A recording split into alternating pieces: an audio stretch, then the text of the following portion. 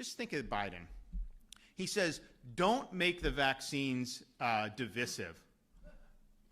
Don't make the vaccines divisive. You are trying to take people's jobs away over this issue. You are trying to plunge people into destitution. You are taking away their livelihoods. Nobody else is doing that. You are the one that's being divisive about this. To say to a police officer who's been working this whole time, or a nurse or a firefighter, that now they lose their job, way before there was any vaccines and we even knew what the heck was going on with you go back to March, April 2020, there's so much unknowns. Those guys had to answer the call. Patient comes in, the nurses are there caring for him. Someone calls 911, the police and the fire, they're there.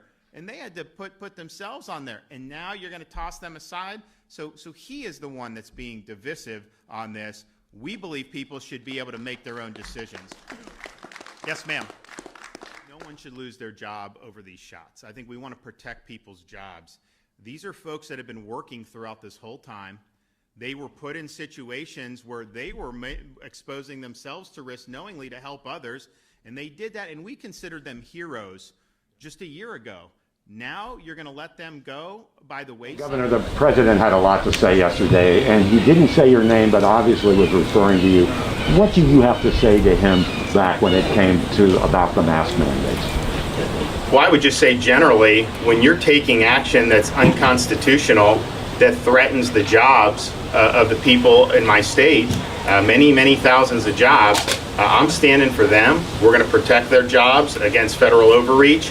And this is a guy who criticizes the state of Florida for protecting parents' rights. He says school boards should be able to eliminate parents' rights and force 5-year-old kids to wear masks all day. That's what he thinks is appropriate government. Yet, here he comes from Washington, D.C., instituting an unprecedented mandate, which even his own people have acknowledged in the past is not constitutional. That's not leadership. And I think the problem I have with Joe Biden more than anything, this guy doesn't take responsibility for anything. He's always trying to blame other people, blame other states. This is a guy that promised when he ran for president that he would shut down the virus. If you look now, there's 300% more cases in this country today than a year ago when we had no vaccines at all. So his policies are not working. He's doubling down on things that are going to be very destructive for the livelihoods of many Americans, and obviously going to be destructive to our constitutional system and the rule of law. And so these are times when you believe in that Constitution. And if you just have, like in trucking, if this ends up with just 1% of people that get put out of work, it'll have a catastrophic consequences on all the things we're already seeing, which has been very difficult with the supply chains. If just 1%, I mean, it doesn't even need to be a large number of these folks. It will cause a ripple effect in this economy. So, yes, unconstitutional. Yes, violation of freedom of choice, because this is a personal decision. But just practically with the economy, the effects that this would have, it would be catastrophic. And it's interesting. They said it's grave danger. It took them 2 months to write it, okay? And then 2 more months for it to go into effect. They didn't want it to go into effect now because they know that these disruptions would happen before Christmas, and that would upset a lot of people. So they're punting it to the new year, where those disruptions maybe they would say would be less disruptive, at least to the Christmas season. So this whole thing really stinks to high heaven. Okay, I have Lisa Williams, she's a single mother in Tampa. She's been a flight attendant for 31 years, and she is here representing airline employees for Health Freedom, a group of over 2,000 airline employees who are actually suing their employers over these mandates. I have a comment about the comment that President Biden made recently. Well, I guess I'm not surprised that Biden doesn't remember me. I guess the question is what else has he forgotten? Biden's forgotten about the crisis at our southern border, I can tell you that. Biden has forgotten about the inflation that's biting the budgets of families all throughout our country. Biden has forgotten about the demonstrators who are fighting for freedom down in Cuba.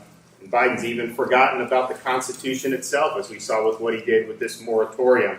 And I can just tell you I'm the governor who protects parents in their ability to make the right choices for their kids' education. I'm the governor who protects the jobs and education and businesses in Florida by not letting the federal government lock us down.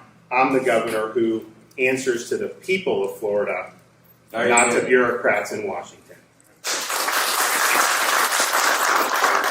Stand up, and obviously the substantive issue is important because there are places that are going to toss aside people they've worked this whole time throughout COVID. Now all of a sudden they should be tossed aside. They were working when nobody had vaccine. You don't know their history. You don't know why they're making decisions that they're making. Many of these people have already recovered and they have immunity. The idea that somehow you have somebody that gets a Johnson & Johnson, they can work, but someone that's got natural immunity somehow can't, that natural immunity is strong. So it's not based on science, and you can say he's saying he's losing patience with people. You know, at the end of the day, we don't live with a one-person rule in this country. We live in a constitutional system which people's rights are respected, but particularly in this juncture, their livelihoods and their jobs have to be protected. I mean, just think about, you know, what this mandate would do. It's going to drive people out of work, out of hospitals, out of all this stuff where you have a need for people. So it's totally counterproductive, and I think it'll ultimately lose in court. But before that, you know, there needs to be action taken to protect the people of our state and hopefully of the entire United States. Nobody should lose their job based on this decision.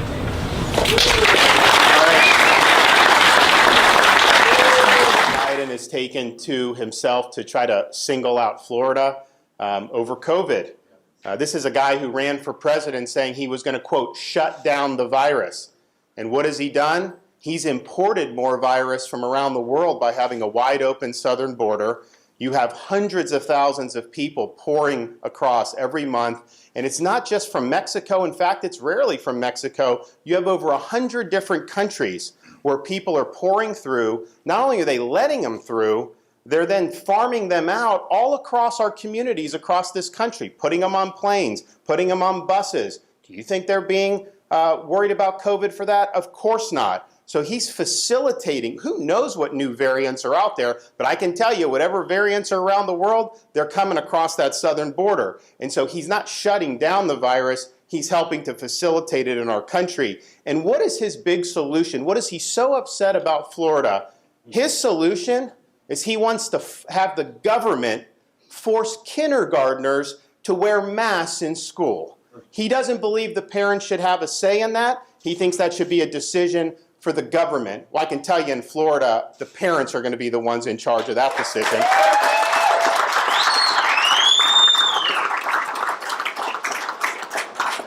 And one of the major medical people in his administration just recently told parents that they should be wearing masks at home when they're around their own children. This is insane.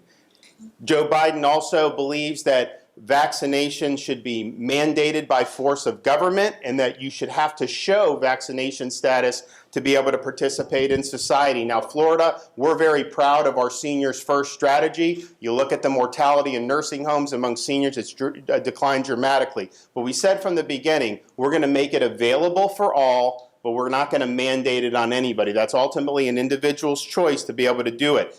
Biden, he rejects science because he denies the fact that people that recover from COVID have long-lasting immunity. And that's been proven time and time again, and the data is very clear. So his vision is, just like in New York City, restaurants should ban young kids from being able to go in because they're not eligible for vaccination, and law-abiding citizens have to produce proof of their medical records just to go to the gym or attend an event or just to participate in everyday society.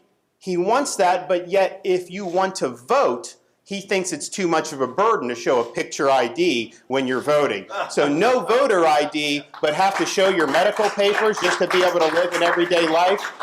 Give me a break. And so I think the question is we can either have a free society or we can have a biomedical security state. And I can tell you, Florida, we're a free state. People are going to be free to choose to make their own decisions about themselves, about their families, about their kids' education, and about putting food on the table. And Joe Biden suggests that if you don't do lockdown policies, then you should, quote, get out of the way. But let me tell you this. If you're coming after the rights of parents in Florida, I'm standing in your way. I'm not going to let you get away with it.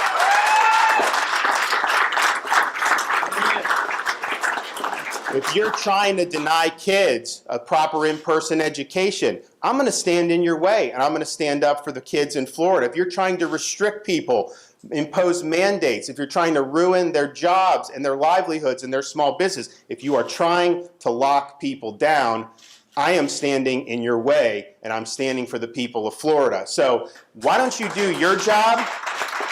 Why don't you get this border secure? And until you do that, I don't want to hear a blip about COVID from you. Thank you.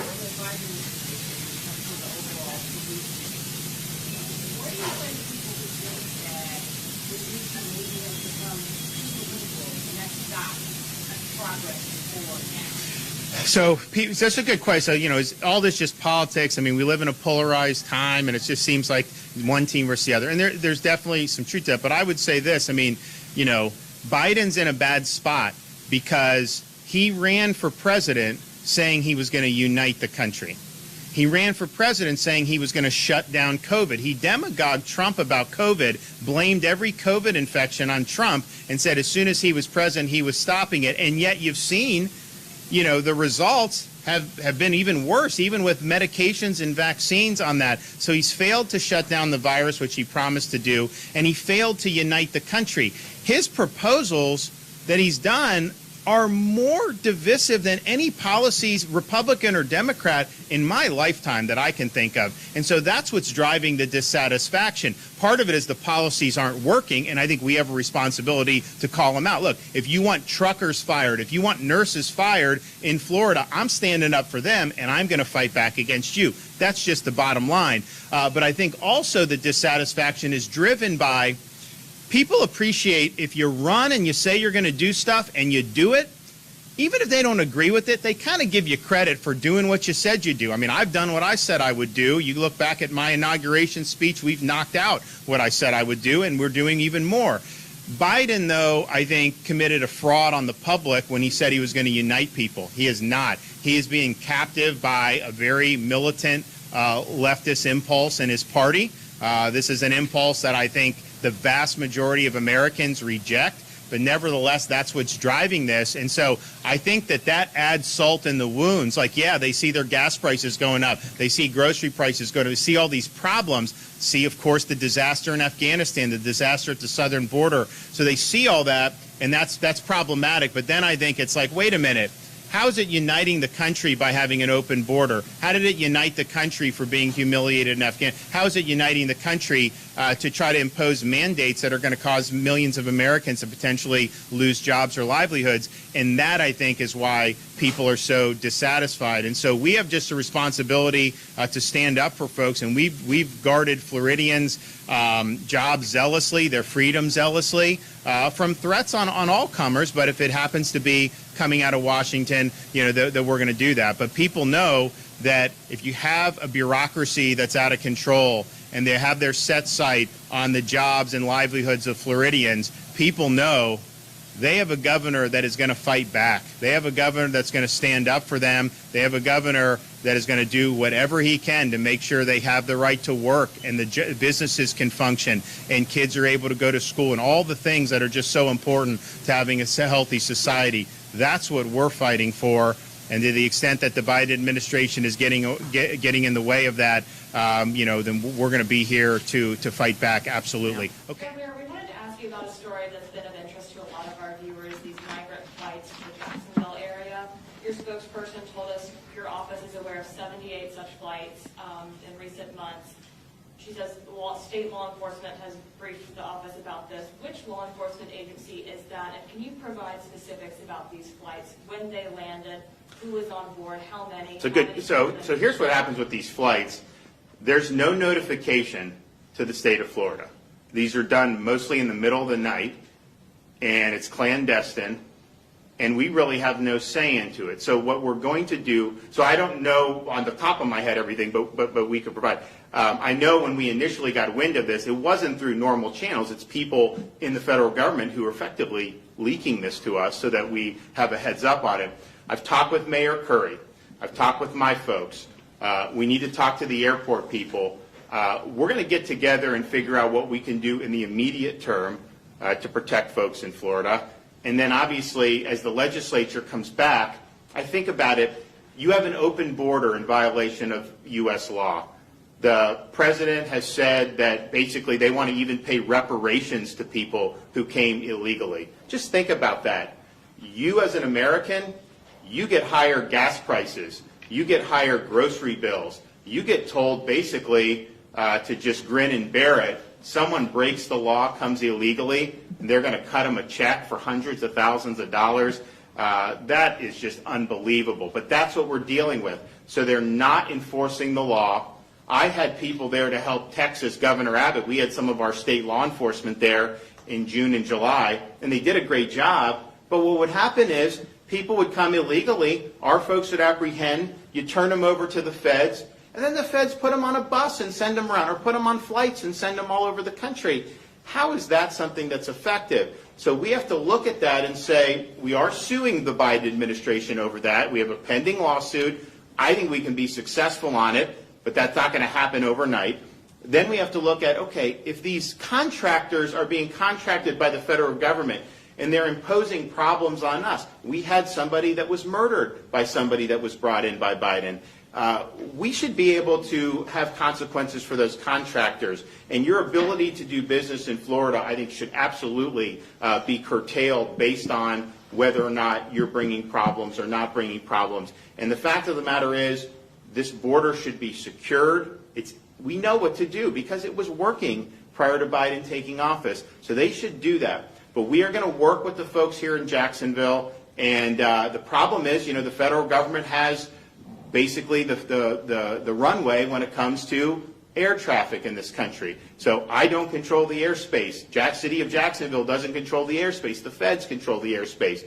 So they can shut us out. Now this lawsuit, maybe we'll get some relief from the lawsuit. But short of that, we need to get together and figure out ways to be able to do it. We knew, one of the things that was concerning to me, and look, you can't prove any of this stuff, but they were bringing flights in May and June. We found out here, and why was that? And then Jacksonville, you saw what they had to deal with some of the COVID stuff. So there's all these things. It's just like, why not just kind of let folks alone? So there's absolutely going to continue we're going to have action across a wide variety of fronts. If I may follow up again, which law enforcement agencies are providing this information, and do you have any details about the number of flights, when, the number of people? So in terms of like each individual flight, I can tell you, I know that they started in May, and I know that they've continued. Whether they have the ledger of everything, you'd have to talk to my office about that. But our state law enforcement agencies are engaged in this.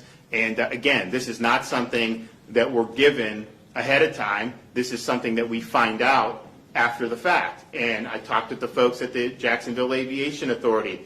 Feds come in, they do it, they got a bus. My view would be, why don't we, if they're going to come here, we'll provide buses and provide them. I will send them to Delaware and do that. If he's not going to support the border being secured, then he should be able to have everyone there. So we will do whatever we can in that regard, and we are absolutely going to do everything we can. Can you name some of those private contractors you're talking about, Governor? Well, I could, but I'm not going to do it right now. I think that we want to maybe have discussions with some of them, because you have charter air, and then you also have buses, and I think we want to have some discussions. I'd like to get to a place where we're in a better spot than we are now. Just think about it. If they're not going to do anything to change this, maybe we'll win in court. Maybe we'll have something that pushes back. But even then, you saw what happened with the OSHA decision. It was stayed by the Fifth Circuit Court of Appeals, meaning not in effect. And what did the Biden administration say to businesses? Ignore the court and follow our rule anyways. And so I think that they basically said, to hell with these court decisions. They're going to do whatever they feel like doing. And so that's something that's problematic, because we can even win in court and they may disregard that. So we're going to do all we can. But there are definitely, I think, from a contractor perspective, we've really got to have a big conversation with some of those and then see what we can do in terms of this. Unfortunately, over the years, and we've looked at different things to do, unfortunately, over the years, federal courts have basically said illegal immigration is something for the federal government. They have the jurisdiction. So when states want to go in and protect themselves, they have not looked kindly on some of those things. And I'm not sure that's the right decision, but clearly, if it's the federal government's responsibility, but then the federal government defaults on that responsibility, then the states still have their hands tied. I don't think both can be true. If it's a federal responsibility, then they have a responsibility to discharge the duties and enforce the law. If they're not doing that, then clearly, I think a state should be able to come in and provide protections. And so that's what we're going to be looking to do. Governor, a two-part question real quick. When it comes to these undocumented immigrants, you're saying that they're coming in at 2 and 3 in the morning, late at night. Are we talking about by the dozen, by the hundreds, and are these asylum seekers? Where are they, sir? Well, I think in the flight that is in question for the individual that posed as a minor, came in, was really in the 20s. I think that flight was one with people that were at least posing as being under 18. So what you do is you have people that are coming to the border, a lot of kind of like 16, 17-year-old males coming. They're treated differently than somebody that was over the age of 18. And so that particular flight was supposed to be, I think, what they call, UACs. And they were on a bus, and I think many of them taken to the Homestead facility down in Southwest Florida. And I know that that's been the case with other ones. Now we're also looking at buses from South Texas, where are those buses taking folks, and buses that are coming in to the state of Florida and certainly in other parts. It's interesting. If you're trying to deter kind of illegal migration in the interior of the country, if you come illegally and they don't catch you, it's actually in some respects worse than if they catch you, because when they catch you, they'll give you money or potentially put you on a conveyance to get you somewhere, whereas if they don't catch you, you're kind of on your own and you don't necessarily get any money from the government and everything. Really, really perverse incentives. All right, well, we will be back. I am going to be working. I've talked to the mayor, and so just let people know in Northeast Florida, we are going to work together. And we just want to make sure that our communities are protected. Thank you. All right.